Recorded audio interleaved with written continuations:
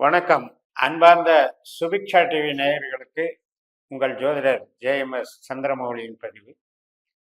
இந்த சேனலை நீங்கள் நல்லபடியாக ஃபாலோ பண்ணி உங்களுடைய கமெண்ட்ஸும் கொடுத்து உங்களுடைய சப்ஸ்கிரைபை இன்க்ரீஸ் பண்ணி இந்த சேனலுக்கு கொடுத்துருக்கிற ஆதரவு, அதற்காக என்னுடைய மனமார்ந்த நன்றிகள்.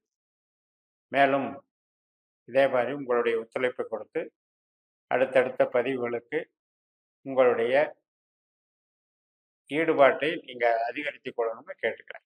இந்த பதிவு கன்னி லக்ன நண்பர்களுக்கு குரு பயிற்சி 2024க்கான பலன்கள். இது லக்னம் தான். உங்களுடைய ராசியே கன்னியாக இருந்தாலும், உங்களுடைய லக்னம் கன்னியாக இருந்தால் இதை பாருங்கள். இல்லையவற்றில் உங்களுடைய லக்னம் எதுவோ அந்த லக்னத்திற்கு குரு பயிற்சி பதிவு போட்டிருக்கிறேன். அந்த லக்னத்திற்கான பதிவை பாருங்கள். இப்போ கன்னிக்கு 8ஆம் இடத்துல இருந்தார் குரு. மே 1ஆம் தேதியிலிருந்து மேஷத்திலிருந்து ரிஷபராசிக்கு போகக்கூடிய குரு 9ஆம் இடத்துக்கும் போகிறார். நம்ம ஜென்ரலாக ஒரு பயிற்சி அப்படின்னா இத்தனாம் வீட்டில் இருந்து இத்தனாம் வீட்டுக்கு போகுது, இது நல்லது இது கெட்டது அப்படின்னு ஒரு வரைமுறையில் நம்ம ஜோதிடத்தை பயன்படுத்தி வருகிறோம்.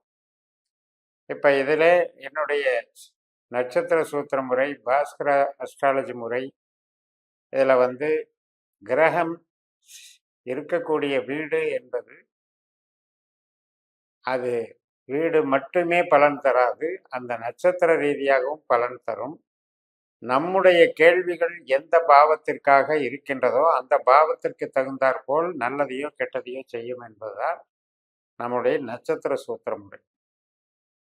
அதனால ஒரு பாவத்துல ஒரு சில கேள்விகளுக்கு சாதகமாகவும் ஒரு சில கேள்விகளுக்கு பாதகமாகவும் செயல்பாடுகளை செய்யக்கூடிய தன்மை இருக்கிறது. அது மாதிரி 12 பாவத்துக்குமே நல்லது கெட்டது இருக்கு. இது அப்படியே சுழற்சி முறை. 1, 5, 9 அது ஒரு காம்பினேஷன், 2, 6, 10 அது ஒரு காம்பினேஷன், 3, 7, 11 அது ஒரு காம்பினேஷன், 4, 8, 12 அது ஒரு காம்பினேஷன். இந்த 4 காம்பினேஷன்ல நம்ம கேள்வி எந்த காம்பினேஷன்ல இருக்கோ அதுக்கு சாதகமா பாதகமானு பார்க்கக்கூடிய முறையில பார்த்தீங்கன்னா உங்களுக்கு ரிசல்ட் கிடைக்கும். இப்ப கன்னியை பொறுத்த வரைக்கும் 9ஆம் இடம் அப்படிங்கிறது புகழை குறிக்கிறது.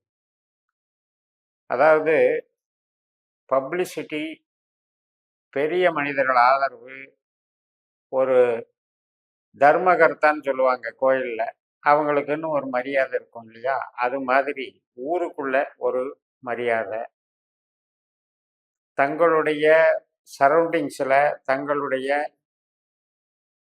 நிர்வாகத்தில் நமக்கு கிடைக்கக்கூடிய அங்கீகாரம், அது மட்டும் இல்லை படிப்பு, நல்ல உயர்ந்த படிப்பு படிக்கிறது, ஆன்மீகத்தில் ஈடுபடுறது, ட்ரஸ்ட் ஏற்படுத்துறது, டிரான்ஸ்போர்ட் சம்மந்தமாக இயக்கிறது,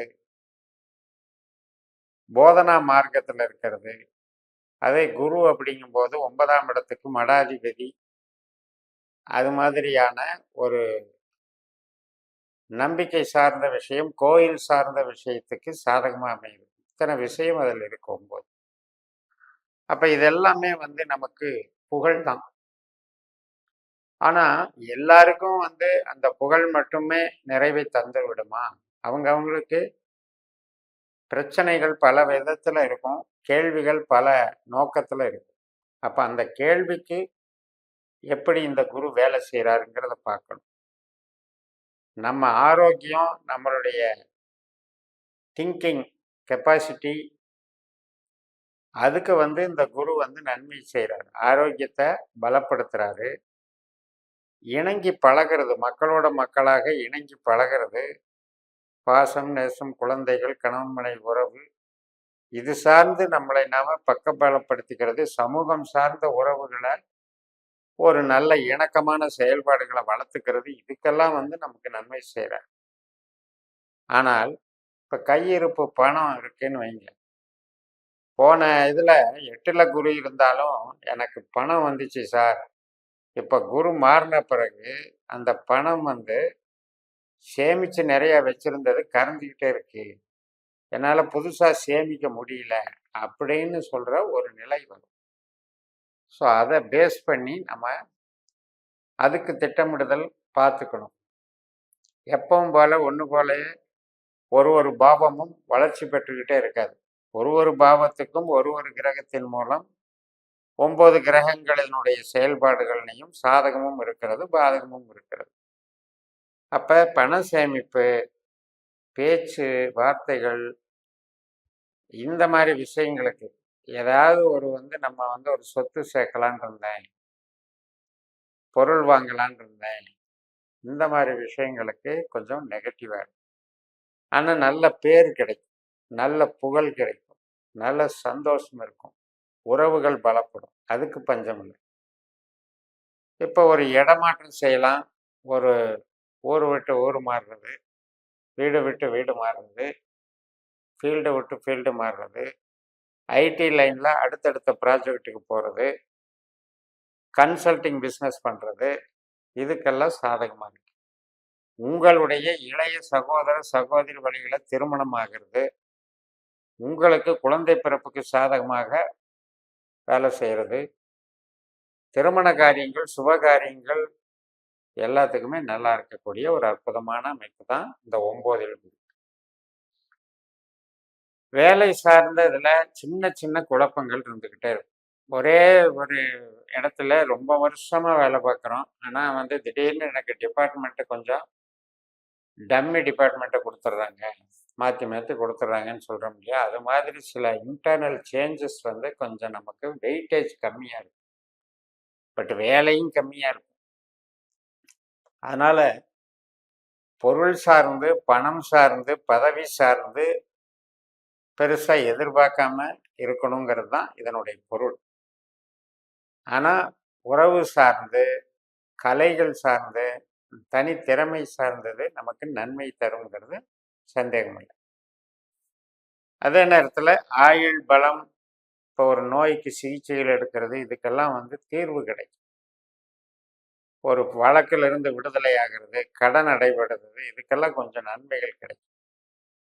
பூர்வீக சம்மந்தப்பட்ட சொத்தை வச்சு சில பேர் கடன் அடைக்கிறது, பூர்வீகத்தினால நமக்கு ஒரு பெனிஃபிட் கிடைக்கிறதுனால ஏதாவது ஒரு பிரச்சனை, அதுக்கு தீர்வு கிடைக்கும். அதே மாதிரி இப்போ நம்ம புதுசாக இடம் வாங்கிறது, பூமி வாங்கிறது, வாகனம் வாங்கிறது, இதுக்கெல்லாம் லோன் எதிர்பார்க்கறதுக்கு லோன் கிடைக்கும். மெயினாக ஸ்மார்ட் ஒர்க்குக்கு நல்லா இருக்கும். கலை சார்ந்த, படைப்புகள் சார்ந்த, கம்யூனிகேஷன் சார்ந்த அனைத்து விதமான தொழில்களும், கமிஷன் தொழில்களும் நன்றாகும். ஆனால் உற்பத்தி சார்ந்த தொழிலுக்கு இது அவ்வளவு சிறப்பு இருக்காது. அதனால் புதுசாக தொழில் தொடங்க நினைப்பவர்கள் இந்த காலத்தை பயன்படுத்தக்கூடாது. அது உற்பத்தி சார்ந்த தொழில். நான் ட்ரேடிங் பண்ணுறேன், மேனுஃபேக்சரிங் பண்ணுறேன், டீலர்ஷிப் எடுக்கிறேன் அப்படின்ட்டு நம்ம லைசன்ஸ் வாங்கி கடன் நடத்துகிற விஷயத்துக்கு போகக்கூடாது.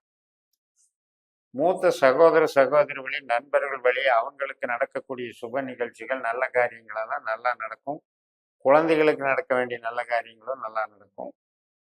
மன திருப்தி, சந்தோஷம் இதுக்கு குறைவில்லாமல் கொண்டு போயிட்டுருக்கும். அது குடும்ப உறுப்பினர்கள், வெளி உறுப்பினர்கள் எல்லாமே பரஸ்பர நட்பு, உறவு பாராட்டக்கூடிய வகையில், மகிழ்ச்சி தரக்கூடிய வகையில் போயிட்டுருக்கும். அதே மூலதனம் அப்படின்னு பார்க்கும்போது பெருசாக நன்மை செய்யாது. ஏன்னா இங்கே ஏற்கனவே சேமிப்பு கரைஞ்சிக்கிட்டு இருக்கு. அதனால் மூலதனம் போடுறதுக்கு வாய்ப்புகளும் குறைவாக இருக்கும். அந்த தொழில் சார்ந்த வாய்ப்புகள், சூழல்களும் நமக்கு அமையாமல் போயிட்டுருக்கும். அதனால் இது ஒரு வித்தியாசமான வகையில் புகழ் இருக்குது, பெருமை இருக்குது, இறை துணை இருக்குது, சந்தோஷம் இருக்குது, உறவு இருக்குன்னு எல்லா வகையிலையும் குருவை சந்தோஷப்பட்டுக்கலாம். பணம் ரீதியாக ஒரு பெரிய வளர்ச்சி, தொழில் வளர்ச்சி ரீதியாக பெருசாக அது பலன் தராது அப்படின்னு சொல்லி நிறைவு செய்கிறேன். இந்த சேனலை சப்ஸ்கிரைப் பண்ணி ஷேர் பண்ணுங்கள். உங்கள் தனிப்பட்ட ஜாதக பலாபலன்களை என்னுடைய வாட்ஸ்அப் நம்பரில் தொடர்பு கொண்டு பலன் பெறுங்கள். உங்களிடமிருந்து விடைபெறுகிறேன். உங்கள் ஜெயம். நன்றி, வணக்கம்.